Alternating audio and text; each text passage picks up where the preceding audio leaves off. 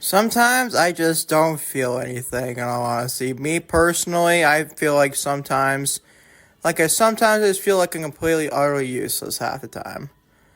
What's going on, everybody? We're going to Noam, Mr. Lucas, April 22nd, 2025 edition of NXT Review. Before we get started, stage review, remember, this week's NXT was freaking boring, like last week was, for a regular television show. But in all honesty, my mom's in the hospital. I don't know for how long. She got there today. She's feeling like complete, utter crap. With, getting sick and everything. She's actually was sick as of this last couple of days. And my grandfather also has ammonia in both his lungs. So it was maybe going to be in one lung. But I guess the other one's kind of a little bit screwed up as well. And you hear a goddamn bike outside my house. What else is due? I don't freaking feel anything, man. I'm so sorry if you hear the damn bikes. I'm not in the mood for this type of bullshit at all either. My mom's in the hospital with bad sickness and everything. I'm hoping to God she's okay. I don't know quite things yet. She says she might be home as of today. But I'm obviously home alone right now. Usually this time of day during the East Coast of Syracuse, New York, 5:11 p.m. Eastern Standard Time. I usually seem like in my studio. Now I'm outside my freaking studio, to say the least. I'm home alone, to say the least, as well.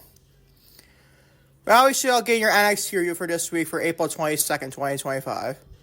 And spoiler, there won't be no Limits with Lucas podcast like I promised it's supposed to be today. But instead, I might be on Friday, but I'm just having to cop a lot of shit, man. Cop a lot of shit with my mom getting sick and everything. I guide her through everything, in all honesty. So you had to do that today. You had to do that today. So basically, there's no double upload days, but you just took your NXT review for April 22nd, 2025. And I'll kind of boring day in the Lucas podcasting for YouTube side things. I know, trust me, to say the least. We're getting an NXT review for April 22nd, 2025. Very freaking dull, boring episode of NXT. I just praised so much of Shawn Michaels' outstanding delivery last week for a whole weekly shows being the best grades. Ronnie told weekly show throughout all freaking week. They're obviously standing delivered 2025. It was better than both nights of WrestleMania. Now this week, their television show sucked as much as their television show last week. Oh my god, man. Good on me sometimes, right? Ranking NXT review for this week, I discussed Liv Morgan and Raquel defeat Gigi, Dolin, and Tam Paxley to retain a WWE Women's Tag Team Championship to start the show. And a very kind of boring match. I was starting more about Liv Morgan was pay attention to this damn match. The match is kind of boring, in all honesty. Also, Noam defeats Lexis Kane and win the NXT Heritage Cup Championship. Another NXT Heritage Cup Championship reign for Noam Dar. You just returned last night. Also, Thea defeats Fallon Henley in a very short and not great match at all. Oba Femi, he has a promo after his NXT Championship victory at Stand Deliver, and Chick Williams appears. Then Joe Hendry, the TNA World Champion, appears. Interrupts Williams while he's saying something, obviously. And Hendry and Femi took out Williams in the segment.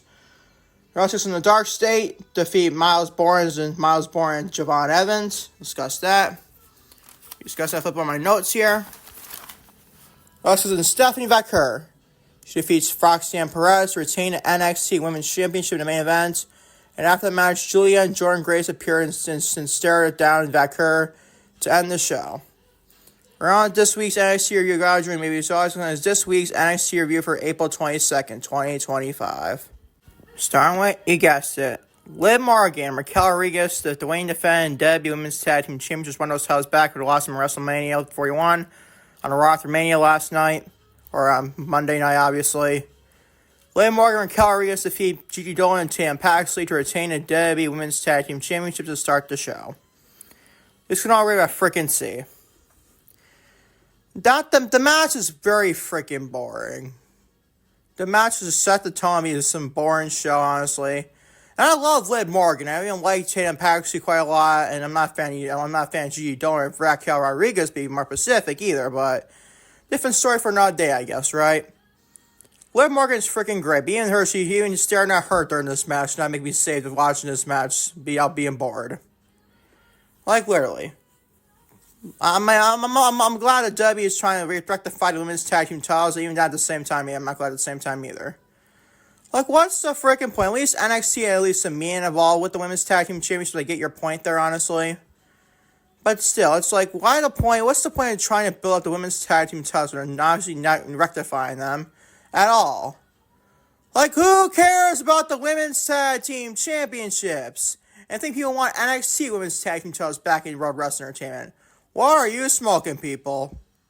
What are you people smoking? I'm not slamming your opinion. I'm not even slamming your opinion or anything. But how can you want NXT Women's Tag Team Championships when the main roster tag team titles cannot be utilized good whatsoever? It's better off having the Women's Tag Team titles of the main roster than just full fights in NXT. Literally, that's what it is in all honesty.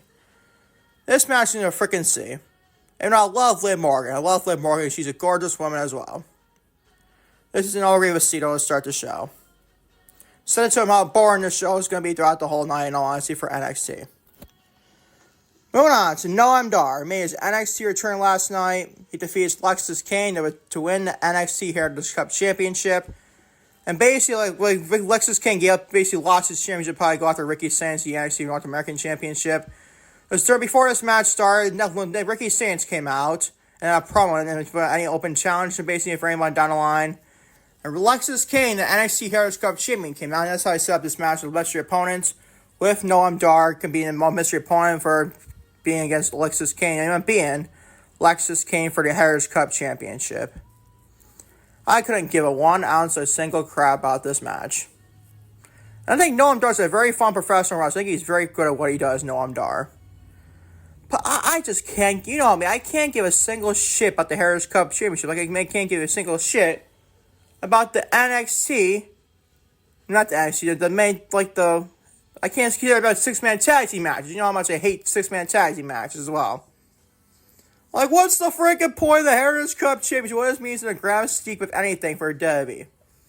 Who cares about the Heritage Cup Championship?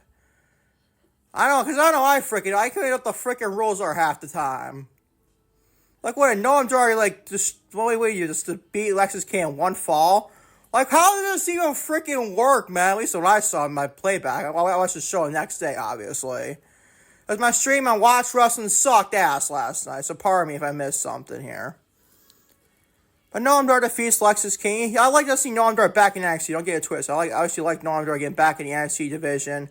My God, can this men's division use someone like Noam Dar, and a very fun professional wrestler? But not for the Heritage Cup Championship, though. I can't stand the Heritage Cup. It confuses the shit out of me, to say the least. It just freaking does. You know what I'm going to do? It's an agree with C+. It was okay for what it was. It kind of being generous with this grade, too, by the way. It gets an agree with C+, though. Moving on to Thea Hale. I guess more fun here, right, boys? Thea Hale, I like very much. I like Thea Hale quite a bit. She taps out and defeats Fallon Henley. This gets inaugurated with C-. What the hell are we doing with the fatal influence members of all of them? With Fallon Henley, J.C. Jane, and Jasmine Nix. Everyone's favorite wrestler right now, Jasmine Nix. I forgot she got controversial stuff. I got what the whole story was involved, but it's not my freaking business. None of y'all freaking business here, to say the least. But Thea defeats, taps out Fallon Henley with the Kimura Lock or something like that she calls it. This is a freaking C-. Do you freaking care? I love both these women. I like very much these women a lot. I mean, like Fallon Henley more, honestly. But Thea is not that bad in a green state. She's still very young. She's like 20 years old, something like that. Maybe 21. I'm not sure about that. But who the hell cares? This match was so freaking short, by the way. So how can you build up a freaking division if building on fatal influence getting broken up probably sooner rather than later? Then had top out former NXT Women's North American Champion Fallon Henley. Freaking stupid from Shawn Michaels here for sure. So I'll give a C-. I actually like that one. My previous. Different story for another day, I guess. C- is your freaking grade. You get the point. Moving on to Oba Femi, the reigning defend NXT World Champion. He has a promo after his NXT Championship victory as San Diego against Devon Evans and Trick Williams. And speaking of that, Trick Williams appears, and then Joe Hendry, a TNA World Champion, made his second appearance throughout this whole week for WWE standpoint. And Joe Hendry interrupts Williams, and Hendry and Femi took out Williams to end the segment. Believe it or not, actually, look, I'm going to give us all a B. It was actually not that bad of a segment. They get a lot of digs here from Joe Hendry and Trick Williams back and forth and their failures in the past. Like, basically, Trick Williams bringing up the stand like the WrestleMania loss against Randy Orton for Joe Hendry. And Trick Williams, so when Joe Hendry made his comeback like this, at least I did on 60,000 plus people, and you just sat in the freaking backstage, whatever you did. I freaking was laughing at that one big time, to say the least. I like Trick Williams quite a bit. I was like, oh boy, he did not just freaking say that, did he really?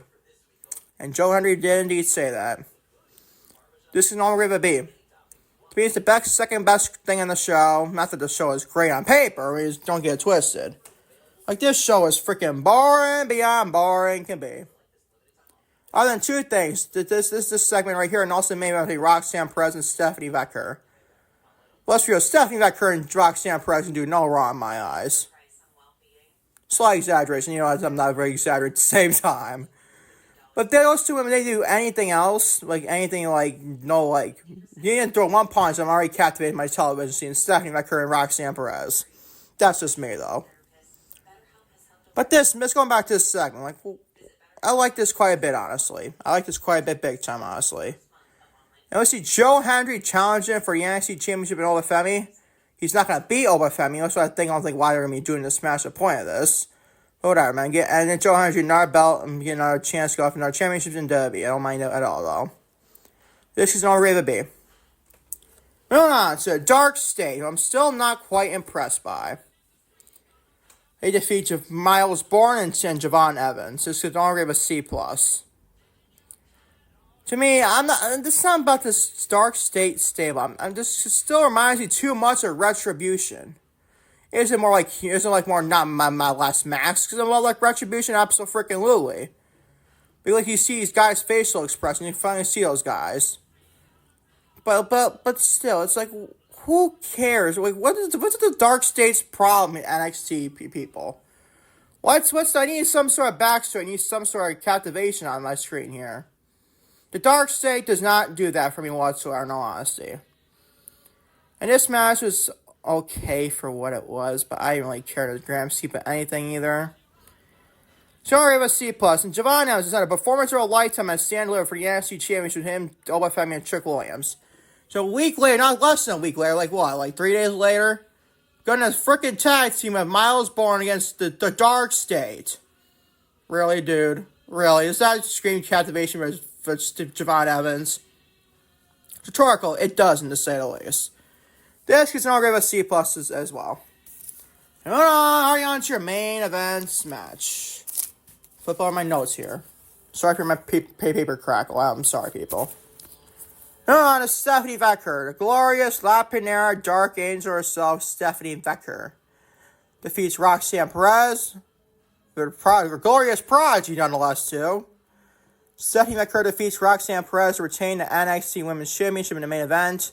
And after the match, Giulia and Jordynne Grace appeared and stared down Vaquer to end the show.